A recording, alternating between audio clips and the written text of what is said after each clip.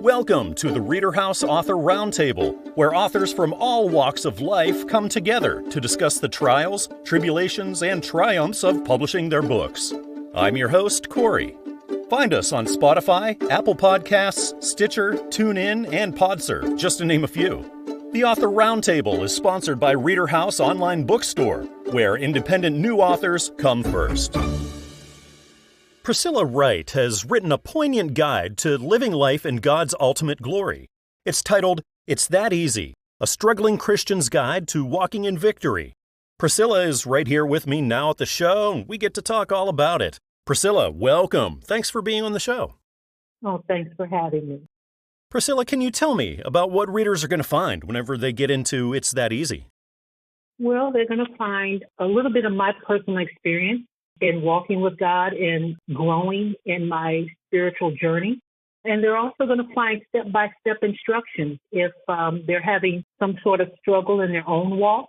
It's basically a help book, just to get them on the right track, just to get them where they can easily walk with God without any interruptions or hesitation, and know that God is there for them.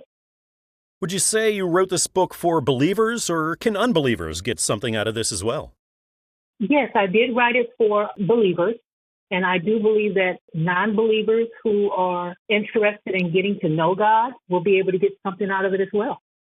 What was your inspiration to write this, Priscilla? What gave you that idea to say, hey, I want to write this book? Well, I wrote this book out of my own walk with God. I went through seasons of confusion, and I needed some healing. I wanted to know more about God. I wanted to stop falling and not being able to get up and get back on track and feeling shamed and guilty once I, fell into a sin or some situation. And I wrote this book because I wanted to help others. And I wanted to help others learn more about God as He directed and, showed me when I was going through my struggles. When it comes to your writing and publishing and all that, are you experienced in it, or is this kind of a new thing for you? This is very new to me. Right now, I am so nervous because this is my first book. I'm not experienced at all. It's very interesting how the process works, and I'm learning. And I really like going through this season because this is something new to me. So you have the writing, the publishing, the whole thing. Overall, was this a long process for you? It really was kind of long.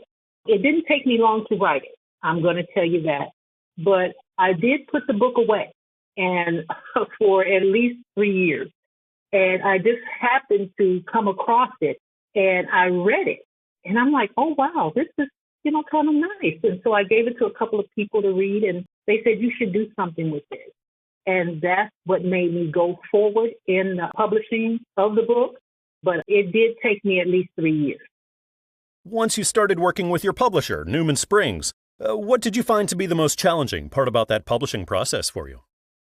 What was challenging is going back in and rereading it and making little notations and corrections, because to a beginner, we think, oh, the book is fine. But when you have to go through their process, you find that you do have to go back in and you do have to rewrite some things. And so that was interesting. I learned a lot about that.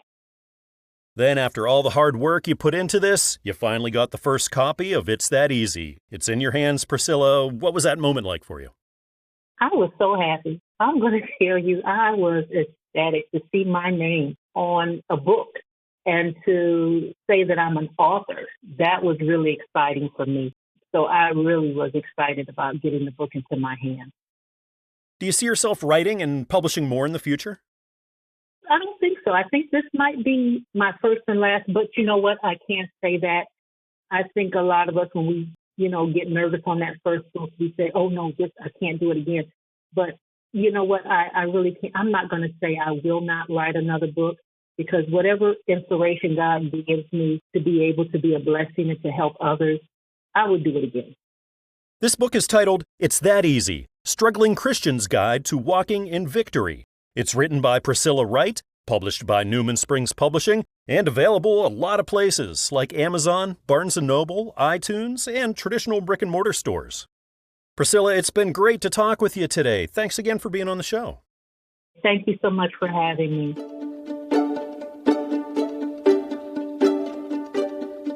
Sitting down with me now here at the ReaderHouse Author Roundtable is author Paula Harris. Paula, welcome. Thank you for being here. Thank you for having me, Corey.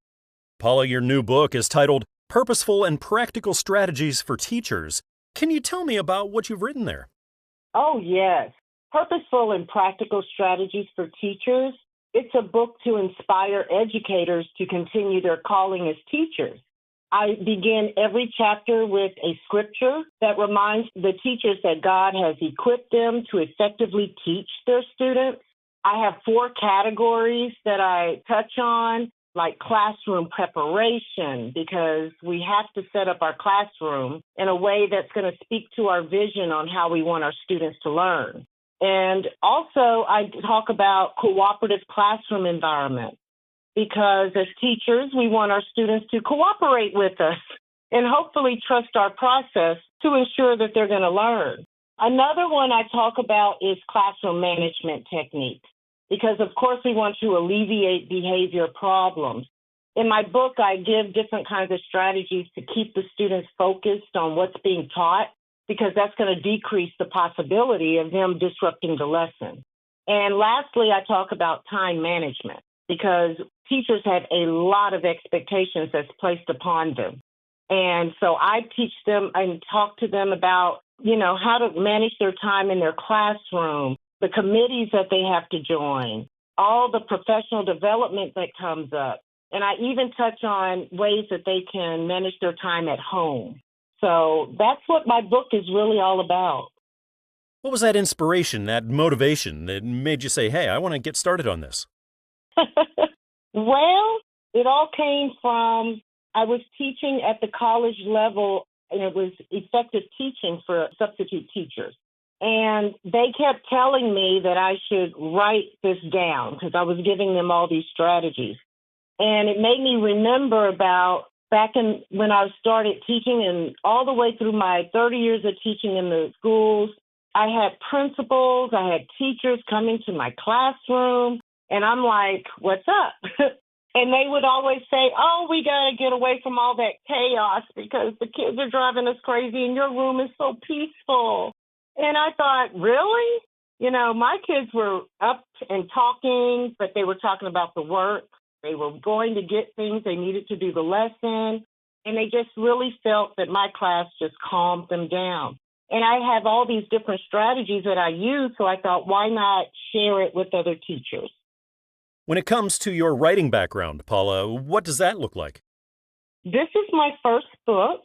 My writing background, I was teaching writing, so I taught a lot of students on how to write. But for me, writing has always just been something that I've done for myself, just jotting things down, ideas. And I just thought, you know what? It actually surprised me. It wasn't as hard as I thought it was going to be, because I already had the ideas in my mind. And so really, I just had to just start writing, and it just flowed. I was done within 3 months. You started working with your publisher then, Christian Faith. Was that publishing process a long one for you?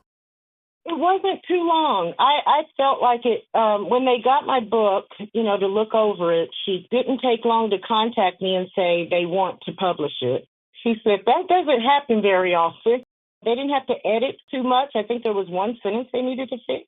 It just, like I said, it came natural. I feel like it was just a gift, another gift that God had given me to be able to write. So using their publishing company was wonderful. They have been right beside me through the whole process. They always let me know what was going on.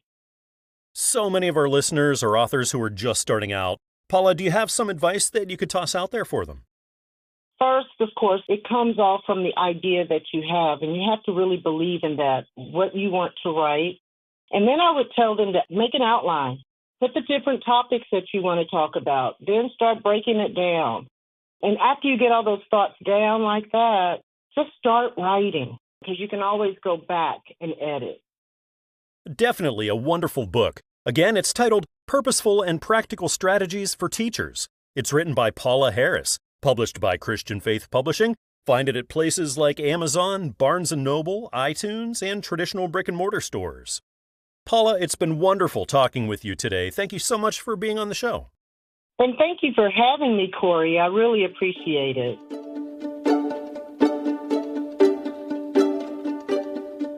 The new book by Rick Baarman is titled Not God's Fault and Why: Understanding God's Goodness in a Broken World. Rick is here with me right now at the ReaderHouse Author Roundtable. We'll be talking all about the book. Rick, welcome. Thank you for being here. Thank you. Thank you for having me. Rick, can you tell me what readers are going to find whenever they get into Not God's Fault? Well, the book asserts that the world's brokenness is not God's fault. Though he reigns over all and remains sovereign, he created everything good and gave humanity free will, allowing for genuine love in relationships. Tragically, mankind's choices led to sin, suffering, and a fractured world. All the hardships we face are not God's design or desire, but rather the result of the broken state this world is in. The pain we experience is not caused by God, but stems from living in a fallen, damaged world. Still, God did not abandon us. Through Jesus Christ, he provided redemption, offering eternal life through his sacrifice and resurrection. God walks with us in suffering, bringing comfort, hope, and restoration. What kinds of readers do you think this would connect with the most? Well, this book is written for people who tend to blame God for the hardships in their lives. Some are angry with him and turning away from him, while others simply assume their suffering must be his will and accept it as something he intended. My goal is to show that sin and suffering were never part of God's design. God created us in his image and gave us free will, the ability to make real choices.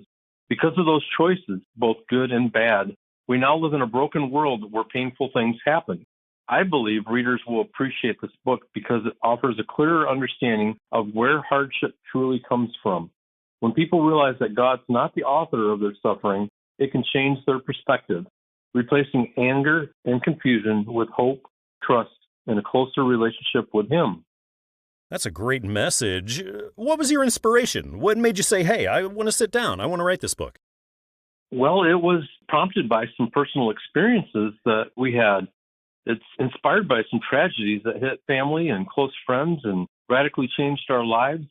And we would find that well-meaning people would say things to comfort, such as the Lord gives and the Lord takes away, or God knows best, or his ways are above our ways. And I would really wrestle with those responses. Did God take away in the case of our friends where a child died from illness? Does the phrase God knows best mean that he intended for this to happen? If God's ways are above our ways, does that mean that this tragic death was his way? I would say absolutely not. And so I felt the need to write about it. Rick, what does your writing background look like? Do you have experience doing this kind of thing? I do not. I have a couple other starts, but this is the one that I was the most passionate about. And this topic, I just kept seeing it resurface again and again, where people were wrestling with all these thoughts, and just all prompted me to want to complete this work and take it to the finish line and share it with others. So once you got started on this, was this a long journey for you overall? The writing, the publishing, and everything? Unbelievably long. So there was probably almost 20 years of collecting notes. And then it came to a point where I felt like through prayer, like God provided some opportunities with some people. One main one was an editor, and we made a schedule, and week by week, we plowed through and filled out all the content and got things organized, and so they flow. And so it was almost 20 years of very little work, and then 2 years of really buckling down and putting some time into it on a consistent basis to take it to the finish line. What would you say the chances are that you'll be writing and publishing more down the road? Oh, I'd say maybe 50%. I do have a couple starts, but right now there's a lot more work to do with the book that I have finished. I have a study guide that I've developed that's not published yet. There are a lot of connections that I want to make regarding the current book with organizations that I know it will be helpful for. A wonderful book. It has a great message. Again, it's titled Not God's Fault and Why: Understanding God's Goodness in a Broken World. It's written by Rick Baarman, published by Christian Faith Publishing. Pick it up at places like Amazon, Barnes & Noble, iTunes, and traditional brick-and-mortar stores. Rick, it's been great talking with you tonight. Thanks again for coming on the show. Thank you so much. I appreciate it.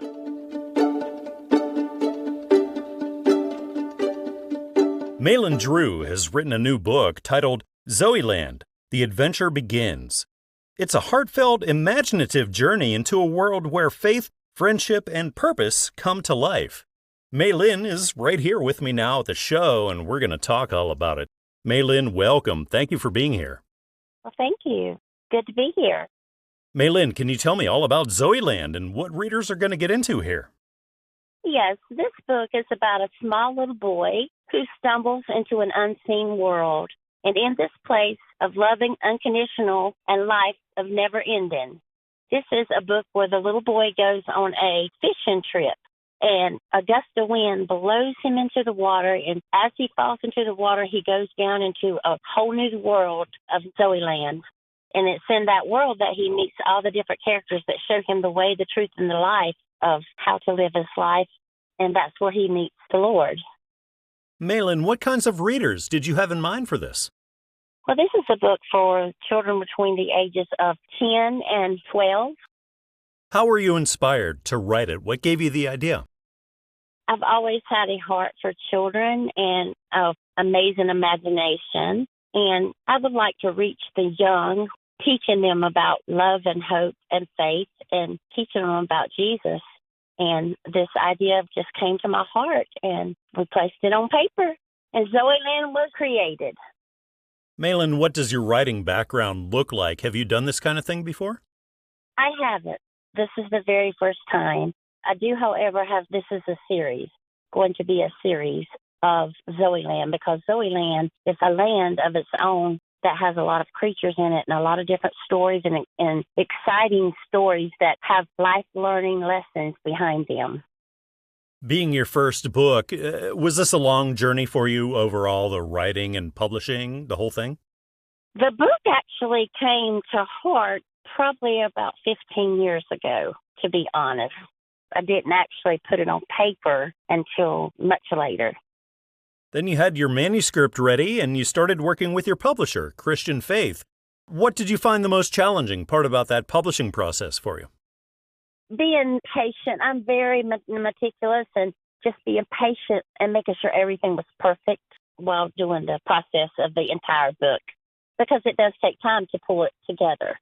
But this particular book has a very special place in my heart because of the young boy and how he grew up with not a strong family and didn't have a dad, and him going to this world, and the aunt was actually Johnny, was the one that showed him around Zoeland, and he actually taught Elzavan, the little boy, about love and kindness and goodness and the joy and the peace that comes with the Lord.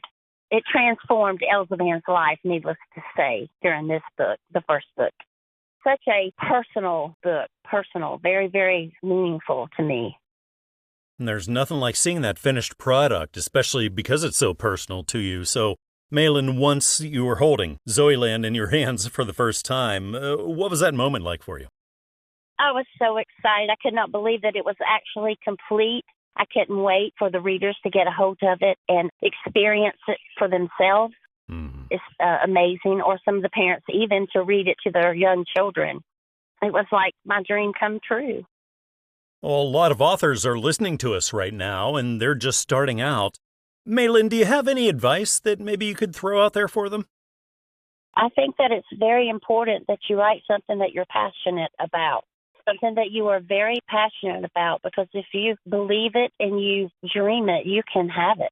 It is an attainable goal. Anyone can do it. Everyone has a story. Everyone has a story. Make your story your own and go for it. Maelyn, in a book like this, the illustrations are so important. Was that an easy process for you?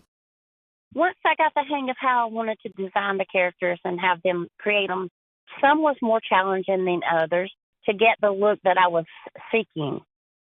This sounds like a wonderful book. Again, it's titled Zoeland, The Adventure Begins. It's written by Maelyn Drew and published by Christian Faith Publishing. Pick it up at places like Amazon, Barnes & Noble, iTunes, or right down the street at your local bookshop. Maelyn, thank you so much for coming on the show. It's been really nice to talk with you. Oh, it's been wonderful talking to you as well. I appreciate your time.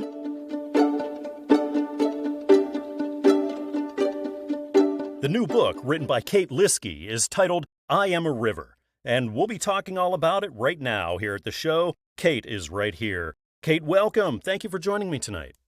It's a pleasure to be here. Thank you. Kate, can you tell me about I Am a River? What can readers expect to find here? Well, this book is a journey through my life. It's a collection of poems, essays, psalms, and narratives that reflect the different seasons of my life. What sorts of readers do you think this would connect with the most? Anyone, men, women, young, old. I've had people tell me that they have read this book to family members in hospice and that it's brought them comfort. But I've also had friends tell me that their teenage daughter used it as a book report. So it's a wide variety of people. There's no niche, if you will. How did this come about, Kate? What was that inspiration or that motivation behind it? Well, 37 years ago, I lost a child in infancy, and I really didn't feel like I was being heard. And I wrote Andy's poem, Let's Talk, back in 1988. And it helped start a dialogue between myself and family members and friends who really didn't know how to deal with infant loss. So after that, inspiration would come or a word would come and I'd write it down, scrap paper or a napkin. I kept paper at the bedside table. And whenever anything would come to my mind, I would write. And over the last 30 plus years, I've been taking those scraps of paper and putting them into different poems and narratives and thoughts that I've fleshed out over the years. Also, I did a Bible study that we went through the Psalms, and it had us creating our own Psalms based on the Psalms of the Bible. So there's a part of that in the book where it takes a deep dive into spirituality and self-reflection. Is this your first published work then? It is. Very first. Was this a long process for you overall, the writing and publishing and everything? Well, the writing, like I said, it took a number of years. I would write as I felt led, and it would be on my home computer. I really didn't share it with anyone. But what took time was gathering things from all the different flash drives that you gather over the years, and putting them all into one place. In fact, there was one poem that I wrote called One Heart, and it was the poem I wrote about my husband right before he proposed. And I knew that I had to have that in this book, so that's the one that took me the longest to find, searching through all my flash drives. When you started working with your publisher, Kate, Christian Faith, what would you say was the most challenging part about that publishing end of things? That's a good question. The most challenging thing was my confidence and believing in myself that other people would really want to read what I had written. And I worked with some great people. I worked with Laura over there, and they helped me through the process in such an amazing way. They were such a great support. Oh, and there's nothing like seeing that finished product. You put so much time, so much work into this. Kate, once you had that book in your hands for the first time, what was that like for you? It was like a kid on Christmas morning, when Ralphie got his Red Ryder, It was very emotional. I felt an incredible sense of accomplishment. What would you say, Kate, is the most rewarding aspect of this all for you? I'd have to say that knowing that this is a tangible thing that I can leave as a legacy for my kids and my grandkids, and that a part of me is always going to live on. I'm also a grief support facilitator. So I've been sharing a lot of these poems that I've written over the years, and they were really instrumental in encouraging me to put this in book form so that they could share it with their family and friends who are also grieving. Again, this is titled I Am a River. It's written by Kate Lieske and published by Christian Faith Publishing. Pick it up at places like Amazon, Barnes & Noble, iTunes, or traditional brick-and-mortar stores. Kate, thank you again for coming on the show. It's been nice to talk with you tonight. Thank you. I appreciate your time.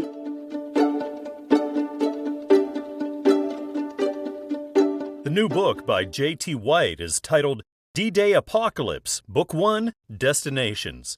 And this follows a group of survivors who try to locate their families following complete societal collapse. And the author, J.T., is sitting down with me here at the show, and we get to talk all about this. J.T., welcome. Thank you for being here. My pleasure. J.T., can you tell me all about D-Day Apocalypse Book 1 and what readers are going to find here?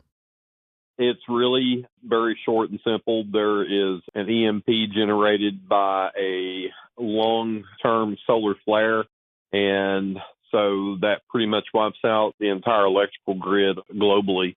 And so a couple of students are stranded at Georgia Tech, and they start making their way home, and they have a chance encounter with a veteran who happens to be a prepper. And that's really where the story takes off. And subsequently, there is a lot of encounters with other individuals along the way, and starts out and very close to home. And of course, that being Flowery Branch, Georgia, that's kind of where it starts. JT, what kinds of readers do you think would be really into this? Pretty anyone that's really into dystopian fiction. I think that there's a little bit of flavor for any fan of dystopian fiction. There seems to be a lot of veterans that fall into the dystopian fiction just because of, situations that are very close to home with things that they encountered during their times in the military. But to answer your question, I think that there is the target audience can be anybody that takes any kind of initiative in taking preparations to make sure that their lives are more acquainted for any sort of catastrophe that might fall within their neck of the woods, so to speak. JT, what was that spark? What was that inspiration that made you say, hey, I got to write this book? I've actually been a fan of dystopian fiction for a long time, and the inspiration really comes from dozens of other talented authors and reading their stories. And it just sort of built into kind of a snowball effect that I thought that I had my own story. That's kind of the genesis. So how much of your own life played into this? Well, I think every author has some relationship with the characters that they write about. I guess you could say there's probably, I don't know, at least a 25% relationship of things that from my own life that I just embellished on to create the characters. When it comes to writing and publishing, are you experienced in this kind of thing, or is this kind of a new thing for you? I come from a background where I have always had some experience in writing. I started cutting my teeth on writing at an early age, and it built into a lot of unfinished works that are basically at the bottom of a closet sitting in a few shoe boxes. Later on in life, I actually wrote professionally in my job in a technical respect, and then I actually did some sports writing for BleacherReport.com. I was a Tennessee featured columnist for Tennessee football, but my true preference is writing fiction. So once you started writing this, was this a long process for you overall, the writing, publishing, the whole thing? No, actually, it came about pretty quick. Unfortunately, I was unemployed for a while, and I was also smoking, so there was a lot of chain smoking and a lot of coffee. My poor laptop suffered some short-term abuse from my heavy-handed approach to typing. And so over a period of about 7 months, the book just sort of wrote itself. And yeah, it was a fairly easy process. I think the most difficult part of that was being my own critic. I think I went back and self-edited my own work probably about 4 times before I ever decided to submit it to a publisher. This sounds like a great book and a great series. Again, it's titled D-Day Apocalypse, Book 1, Destinations. It's written by J.T. White and published by Newman Springs Publishing. Pick it up at places like Amazon, Barnes & Noble, iTunes, and also traditional brick-and-mortar stores. JT, thank you for coming on the show. It's been great to chat with you tonight.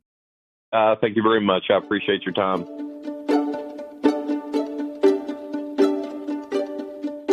I'm chatting with author Gloria Belton right now here at the ReaderHouse Author Roundtable. Gloria, welcome. Great to have you here. Thanks for having me. You have a new book out. It's titled Endless Love from the Eye of a Caregiver. Can you tell me all about it? Yes. Well, this book is actually a memoir, and it's my personal journey caring for aging parents, one with Alzheimer's and the other with Parkinson's disease, shedding light on their unique challenges and triumphs that comes with it. This memoir also explores the power of love and resilience and family bonds in the face of adversity. It offers a message to support those navigating similar journeys. When you think about the readers that you were reaching out to here, Gloria, who would you think that is? Of course, first and foremost, the caregivers and those readers that may be transitioning to the caregiving status. I also heard of some of the readers being in the healthcare area, and they enjoy reading it because they can reminisce some of the same experiences in the nursing home or in the hospital. But the target was for the caregivers. How are you inspired to write this? What gave you the idea? Actually, it really started when the diagnosis of my parents, they were being diagnosed, one with Parkinson's, one with Alzheimer's. And it kind of shocked us because they were both vibrant people. And I knew that I needed to do something later on because I had to keep a log and also documentary for my doctoral program. So when I kept that up, and I said, I can eventually write a book so that the younger generation of our family would see how strong and vibrant their legacy is. So that's what kind of inspired me to write there, because I know they didn't know my mother or my father in the light that we did. They didn't get a chance to see that. So this gave me an opportunity to do that. Is this your first time getting into the whole writing and publishing thing? Actually, it was. I was nervous at first, and I said, I'm going to stop. And, I said, this is getting hard because I could remember the situation is kind of sad for me. But I went on and persevered because my goal was to complete the book before my mother transitioned. And I was able to do it 2 years before she passed. No, not the book, my doctorate program. I worked hard to do that. And so I wanted an anniversary gift, I guess, to the family. And to complete this book was that anniversary gift for all of us to reminisce our parents. Was this a long journey for you overall, Gloria, the writing and publishing and all that? I think it was, because I didn't write it all straight 1 year, 2 years. I wrote a couple of chapters and I stopped. And I stopped probably for almost 10 years. I stopped. And then I said, I'm going to pick it back up. And I picked it back up and I kept on writing. This time I said, I'm going to finish it. And I did. You had your book ready, started working with your publisher, Christian Faith. Gloria, what did you find to be the most challenging part about that publishing process for you?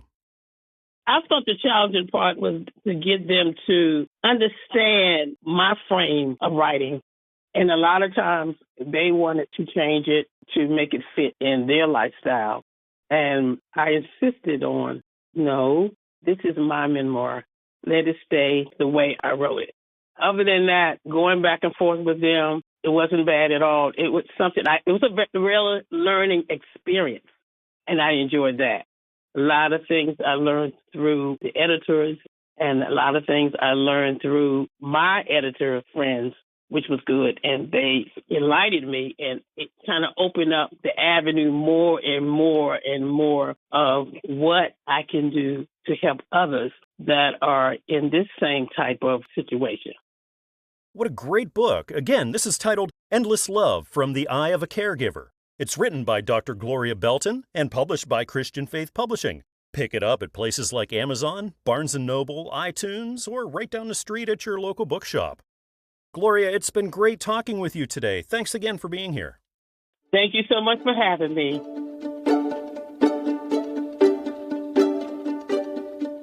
Sonny the Christmas Bunny is the new book by P. Manning. It's a heartwarming and imaginative children's story that teaches the true meaning of Christmas. The author, Ms. Manning, is here with me right now, and we're going to talk all about it. Ms. Manning, thank you so much for joining me. Thank you for having me. Can you tell me all about what you've written in Sonny the Christmas Bunny? Sonny the Christmas Bunny is a book that, well, in its conception, I was at church and I thought about how would children love to get to know the true meaning of Christmas through characters in a book and animals in the book. And the thing is that this all came about when I was in church and I saw how many children were there. And I thought, oh, this is wonderful. And it's not as if I'm saying that this has never been done before. But I thought if children can have an Easter bunny, why not a Christmas bunny? So Sonny the Christmas Bunny came about in that way. And it was such an experience writing it because every time I sat down to write, I asked God to help me to do justice to his son. And so I didn't write this book myself. I just sat down and let it pour out of me onto the pages. So was the writing process easy, or did you find yourself getting writer's block at times? I found myself getting writer's block at times because one of the things I enjoy about writing is writing myself into a corner, writing myself into a place where I have to really crank up my imagination to get out of that place. And while this book in its reading seems like a pretty easy concept from start to finish, it really was challenging at times because I didn't want to go too far. I didn't want to be in a religious space. I wanted to be in a spiritual space, in a God-loving space. And so I had to watch out for those things. But it was challenging at times. But that's what I love about writing, is that it challenges my brain and my imagination and my creativity. I'm grateful that God gave me this gift. And so I just want to share it with children and families alike. What does your writing background look like? Are you experienced in this kind of thing? Well, I have written another book that I had on Amazon called The Culpeper Clan and the Unsacred Realm. And the thing is that I had to take it down because I wanted to add some things, take out some things, and then re-edit what I had added and taken out. And so I have to put it back up in the summer. But this is a pretty big book, and it's very exciting. I mean, talk about writing myself into corners and having to imagine my way out of it. That book really called on it. It helped me in writing Sonny the Christmas Bunny. So with Sonny the Christmas Bunny, was this a long journey for you overall, the writing and publishing and everything? Well, from conception to the finished product, it was quite a long journey. I would have to say it took about 3 years because in the meanwhile, I had to pay bills and I had to work. So my writing career is what I'm working toward. But at this time, I have to have employment. So I didn't have the time to sit down and write as I wanted. And so, but finally, it got done, and I'm so grateful and I'm so proud of this book. Then you started working with your publisher, Christian Faith. Ms. Manning, what did you find to be the most challenging part about that publishing process for you? Oh, my goodness. Let's see. They were very helpful and very helpful in explaining what the process would take. I think what would happen is that on my end, I would get overwhelmed, especially with getting the illustrations that I wanted and relaying it to them. Sometimes I wouldn't express it, I guess maybe in a way that they got it. So I would have to go back, again and again. And they worked with me again and again to come out with the product that I wanted. And so it was just challenging, especially for the illustrations. Now, for the editing, they were just so spot on. They didn't need any suggestions in that department because they are so good at it. Again, this book is titled Sonny the Christmas Bunny. It's written by P. Manning and published by Christian Faith Publishing. Pick it up at places like Amazon, Barnes & Noble, iTunes, and right down the street at your local bookshop. Ms. Manning, it's been wonderful to talk with you tonight. Thank you again for coming on the show. Thank you for having me, and I've enjoyed this interview, and thanks again. Thank you.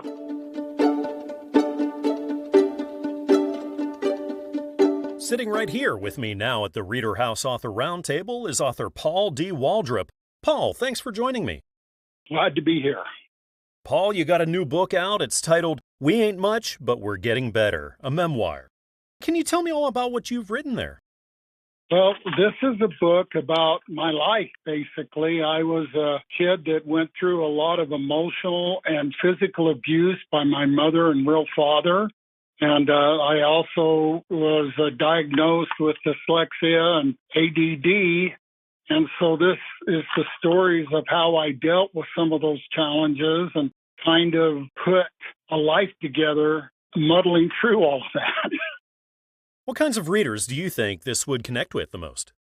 Well, I think it should connect. Well, first of all, the book was written with kind of my grandchildren and my children and my great-grandchildren so that it would give them some kind of connection to me and the idea that there's kind of a family saying of where there's a Waldrop, there's a way, so that they would know that they needed to just keep at it and keep trying and accomplish the things they need to accomplish.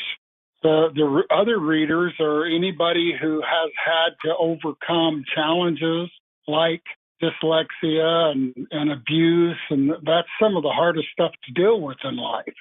And so it's kind of written with some of those folks in mind that may have to kind of change their lives and the way they were taught and their thinking.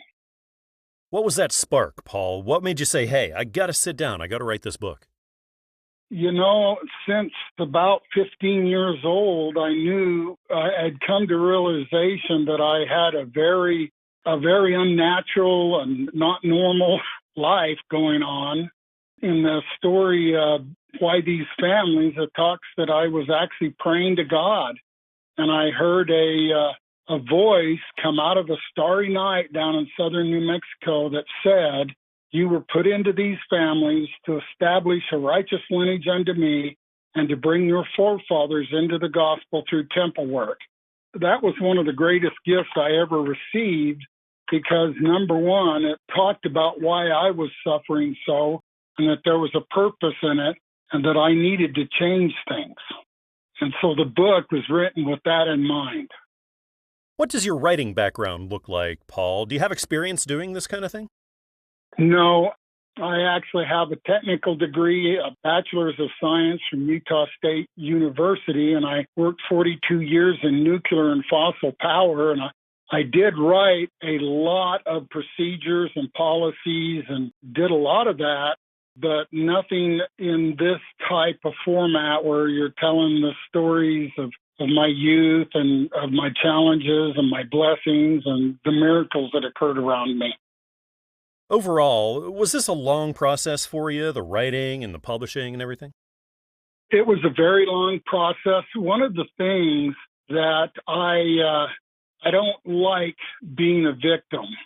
And matter of fact, the second and third chapters of the book, the one about my mother, Blue Path, and the one about meeting father, were the last two chapters written because I didn't want to write them full of anger and angst, and I didn't want to write them with pity, self-pity, or anything else.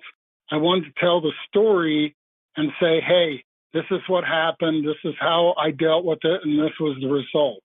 And so there are very positive outcomes in those two stories, but it wasn't easy for me to write them in a reasonable way where it wasn't, eliciting sympathy or, crying or whatever, Looking ahead, Paul, do you see yourself writing and publishing more, do you think?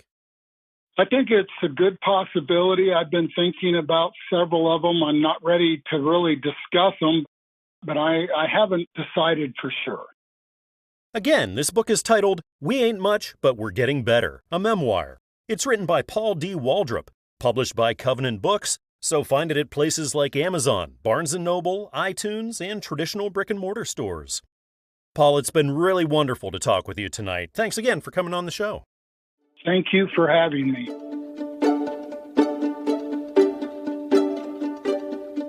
A New Life in Love. That's the new book written by Theresa Turner. It's part of the Lamara, The Woman at the Well series, and we'll be talking all about it right now here at the ReaderHouse Author Roundtable. The author, Theresa, is here with me. Theresa, welcome. Great to have you today. Thank you, Corey, for having me, and thank you, ReaderHouse, for allowing me to sit at the table. Theresa, can you tell me all about your novel and what you've written about? Yes, A New Life in Love is the sequel to the book Lamara, The Woman at the Well.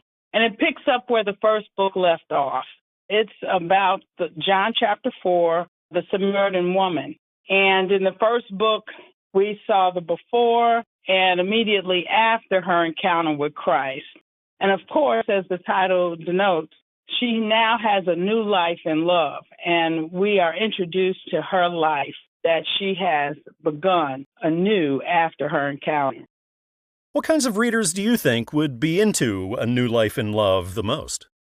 You know, Corey, I've been very surprised at from young adults to older adults, all walks of life. What has really astounded me is that there are those that this book resonates so strongly with their life, that their life experiences that they've had. So I've been very surprised by all of that. What was that idea, that spark, that made you say, hey, I got to sit down, I got to write this? Well, actually, Corey, it's really kind of funny because our church, we put on a play about the Samaritan woman, and it was literally verse by verse. And with that, people enjoyed it so much, they were calling me like, when are you going to have that play again? When are you going to put it on again? And you know, I just didn't have the manpower to do all of that. So I asked a young lady, I asked Velvet, to kind of write out the script for me. And she said, well, I really can't do that. I really can't rewrite the script because I don't know anything about your characters. And that's how the book was written. Is this your first time being published then? Yes, it is. Was this a long process, the whole thing being published and all that? The interesting part is that the first book only took me about 6 months to write, and that's not including the time that was spent in just, writing out the play, which was verse by verse. But then, as they say, as life starts to lifen, you get distracted and what have you. And I hadn't been writing anything as far as the first book was. Once it got published, I hadn't been writing anything since then. Even though once I finished that first book, I was still writing stuff, and I didn't understand that. But then all of that cooled down and stopped, and then people kept asking me about a sequel, and then I picked it up again. But it took quite a long time. It's like 8 years between the two books. Well, it had to be quite a moment whenever you got the first copy in and you're holding it in your hands. What was that like for you, Theresa? It was, like I said, a lot of people had been waiting for the sequel. And when I finally got it, people literally were waiting. I think quite a few people went online and immediately got it when they saw that it posted on Amazon and immediately read it and gave me feedback. So got a couple of personal reviews, which were very good and glowing, and also with the remark that don't make me wait another 8 years. So are you working on that next one? When do you think we'll see your next book? Well, I'm trying to let the dust settle from this one. And, I'm hoping I can get it out by next year. I don't want to make any promises, but I am trying to get things organized and situated so that I can just sit down and write. Lord's been gracious giving me a lot of ideas for this third book. So I'm hoping soon we can have it. This book is titled A New Life in Love. It's written by Theresa Turner, and it's published by Christian Faith Publishing. Pick it up at places like Amazon, Barnes & Noble, iTunes, and right down the street at your local bookshop. It's been great to talk with you today, Theresa. Thanks so much for being on the show. Thank you, Corey, for having me. It's been a blessing. We hope you enjoyed this edition of the ReaderHouse Author Roundtable, where authors from all walks of life come together to discuss the trials, tribulations, and triumphs of publishing their books. Check us out on Spotify, Apple Podcasts, Stitcher, TuneIn, and PodServe, just to name a few. The Author Roundtable is sponsored by ReaderHouse Online Bookstore, where independent new authors come first.